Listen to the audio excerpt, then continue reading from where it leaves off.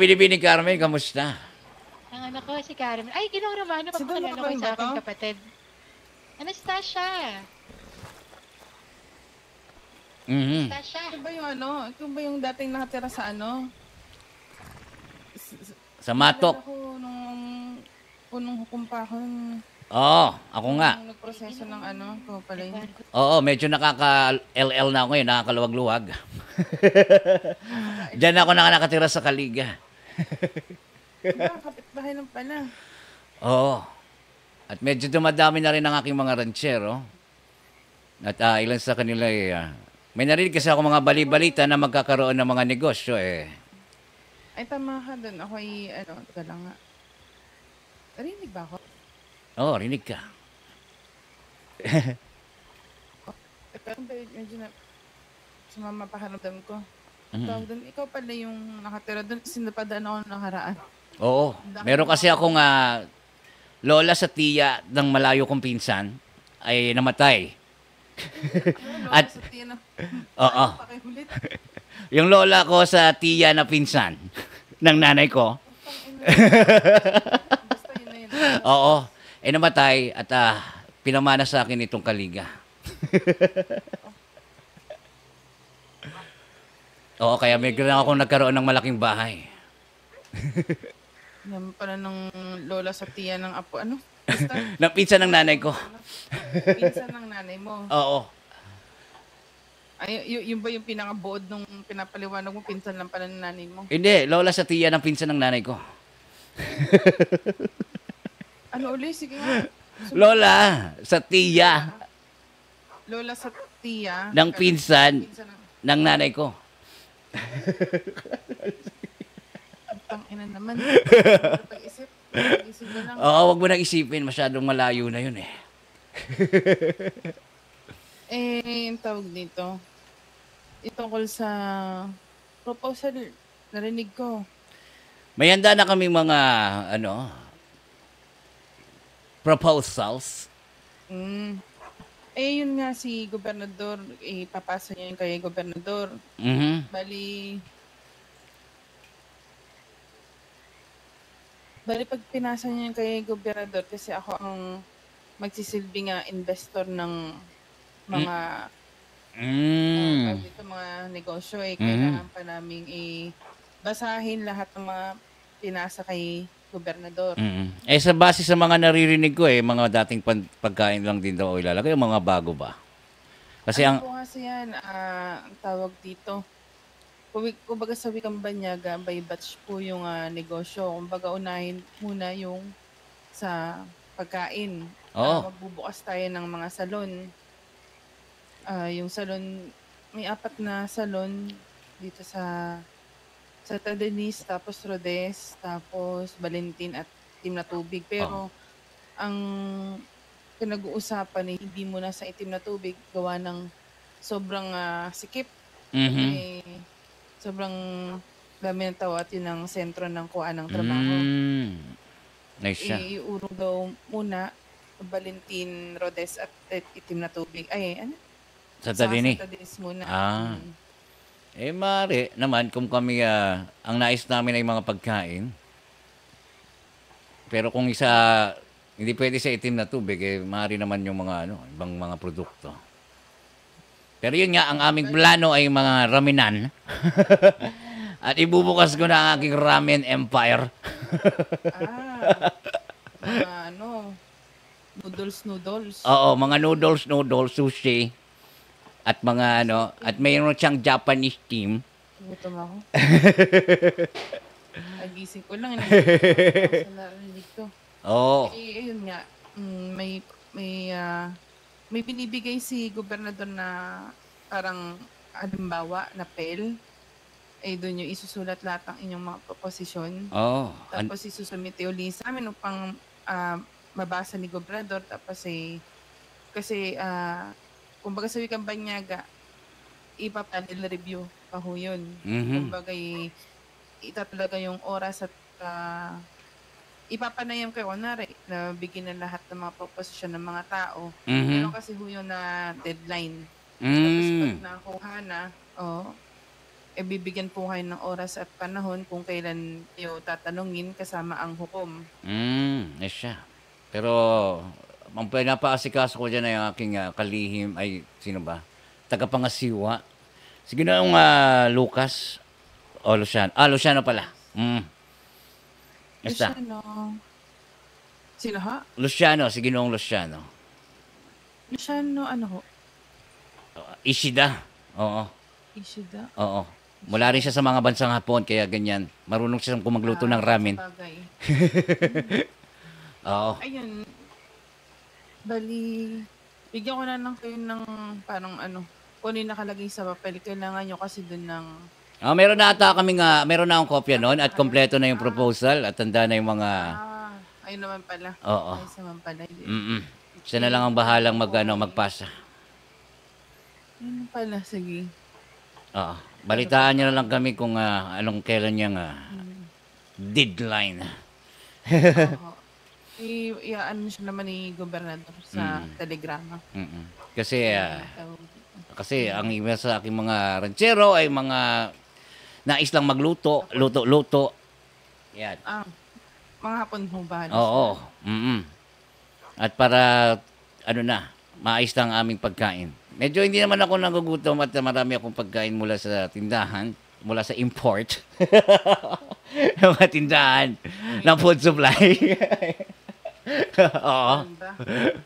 Napakarami pa. Kaya, ay marami na. Kasi yung mga imported na produkto mababawasan o uunti dahil nga sa gawa ng may mga negosyo na kayo, kailangan kasing suporta ng lokal Oo, kaya, na produkto. Tulad ng mababawasan pala magtatayo. yun.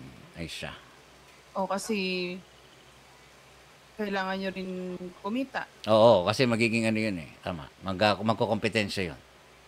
Pati yung mga nagluluto-luto ho dyan, medyo ang tawag dito sa inyo aasa yung mga magtatayo ng mga negosyo sa salon. Ay siya. Mm. Nang problema. Nais ko lang basta may mga oportunidad na ganyan talagang paglalaanan ko yan ang panahon. Marami pang mga plano sa gobyerno, isa-isa lamang muna yung salon nang sa gayon yung mga gusali dito ng mga banyaga magamit din. Matauhan din.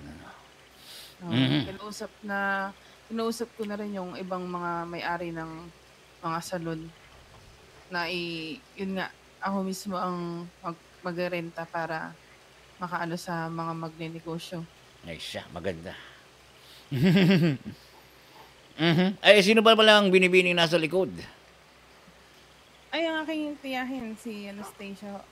Anastasia. Si Katya ho, tsaka si Anastasia, magkapatid. Ito ang aking tiyahin. Napakaganda pala ni Ginyang Anastasia. Ngunit siya yan. Kinagagalak ko kayo. Ako rin, binibini. Meron ka na bang giliw? Ikaw ba, may iniibig ka na ba? Wala pa nga Parang, simula pa nung dati, ikaw lang ang nung ako'y Wala na. Ako'y sumuko na sa pag-ibig. na kaya. Sapagkat ako'y linasaktan. Kay binibining Maryang Maitim. At di na ako muling umibig muli. Binigo ka o Oo. yung ba ay nangaliwa? Oo, kinuha niya ang aking grupo. Ay, yung aking ni Usurp. Ano na? Usurper. Kinuha niya ang aking mga. Ano yun? Hindi ko maintindihan kung ano yun. Ginawa nga yung mga anak.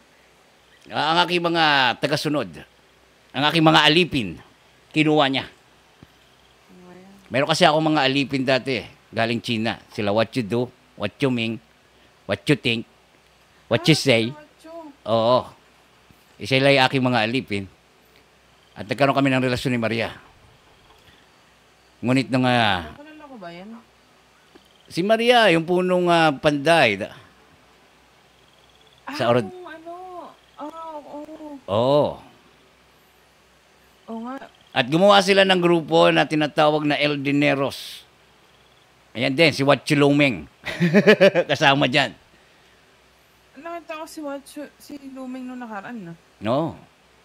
Eh, Ngayon, yung pala grupo nila, El Oo. Dineros. Mula nung nag-iwalay kami ni Maria paunti-unti na lang naubos ang mga El Dineros. At yan ang natira, si Lumeng. Si Luming. Mm. Ibig mo sabihin, yung iniirog mo si Maria, gumawa siya ng sariling grupo, El Dineros. Oo. Kaya nagkahiwa-hiwalay kayo. Oo. At kinuha yung mga alipin niya. Oo, kinuha yung mga alipin kong in-check. Gumawa siya ng bandidong grupo. Nasaan sila? Iwa-iwalay. Ay, nasaan sila? Ewan ko kay Watchudo. Nagkahiwa-hiwalay na. Oo. Napabayaan. Pero alam ko magbabalik si Watchudo. Depende. Ay, gusto kong makita. Pero pag bumalik siya dito, gagawin ko ulit siyang alipin. Sa katunayan nga, nakita ko ang kanilang bandila sa templo dati na ako'y napadaan. Saan banda yan? Hindi, kumbaga, yung lahat ng mga, ang tawag dito, lahat ng mga bandila, nakapastil doon sa templo, yung sa may kuha ng mensahe. Bumisita ako nung karaan. Pero nawala nung tawag dito, naglipat yata ng, may kabaong kasi doon. Sa loob ng templo, nakita mo na ba yun? May kabaong kasi doon. Parang niligpit yata lahat. Doon ng, gulat ako merong, bandila ng Espinosa, bandila ng, basta kulay dilaw yung kila Watcho nakita ko. Parang, nga pang incheck nga mga may kasama pang simbolo ng dragon. Di ba? Sa Chino. Parang yun ang nila. Matanong ko lang, Binibini, may narinig ka ba tungkol dun sa paghahatid ng mga baril ng mga tawag dyan, ng mga sibil? Ng baril, sige. Oo. Paghahatid ng baril? Oo. Paghahatid ng baril. Susunugin nila yung mga baril ng mga bandido. Mga ebidensya, wala pa akong narinig sa pag-uusap. Hindi kaya pwedeng sa na lang yan, Ansberg, at kung sino ang manalo ilalagay yung bandila nila doon. Hindi ko alam kung saan nila Sa mga lumen ako. Wala lang, naisip ko lang maganda. Pupunta para magamit naman yung mga bandera. Kung sino man nanalo doon ilalagay nila doon sa Ansberg. Bakit Ansberg? Bakit? Sa Ansberg kasi nandun yung itim na merkado. At kung sino makaano, poprotektahan naman nanalo yung itim na merkado. Magandang yan. Magandang ideya yan. Para magamit naman ng mga bandera. At sabihin natin mga 1 linggo, 2 linggo, pwedeng bawiin din ng mga sibil. Di ba? Kung lalaban ng mga sibil. Na ibabalik ang mananalo sila sa Ansberg. Magtatakda ng oras. Sa tingin ko, ano ba yan? Sa tingin ko, mga sibil ay walang puwang sa mga, ang tawag dito, sa pagkukuha ng mga teritoryo. Sa tingin ko, grupo. Grupo talaga ba? Ay siya. Maganda yan. Oo. Kung sa Ansberg ay magpupunta yung mga malaman nila na protektado sila ng ganitong bandidong grupo. Ibig sabihin sa madaling salita, bandido ka? Hindi, nakaisip ko lang. May mga kaibigan akong bandido at inay mga sinasabi nila sa akin. Alam mo kasi ang bandido, hindi ibig sabihin bandido masama ang grupo. Oo. May mga dikain sa tagal kong naninirahan sa Palanlupa. Lahat na ng aking posisyon na naupuan bilang gobyerno. Nakita ko ang iba't ibang klase ng mga grupong bandido. Naalala ko si Tatang Peping, kung kilala mo yun.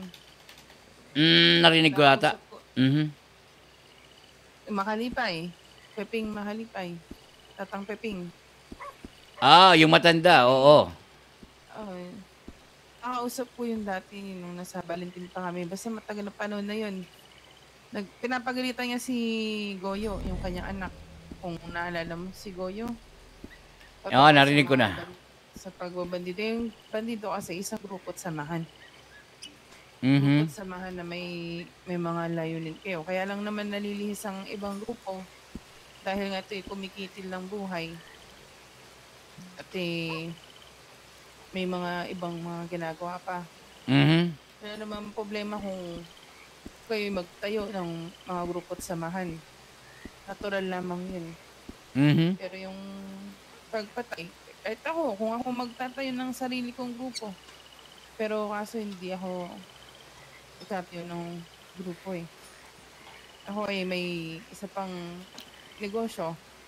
Sabi ko nga sa Mhm. hindi ako nagbalik dito para ayusin ang gobyerno. Ako ay nagbalik para maningil ng mga utang ng mga tao. Aba, ang daming utang pala sa iyo eh. Utang na loob Ay siya. na hindi matutumbasan ng kahit sino. Pero siguro sa mga susunod na panahon, buti kay napadaan dito ang Ginoon. Oo. Mukhang marami tayong pag-uusapan. Sige lang. Nandito lang ako sa Kaliga. At ako'y nagbabantay ng aking rancho at ako'y namamahala dyan. Sayang wala si Enrique, ang iyong kapitbahay sa Manor. Nariyan na ba? Kilala mo ba si Enrique? Oo naman, kilala ko yan.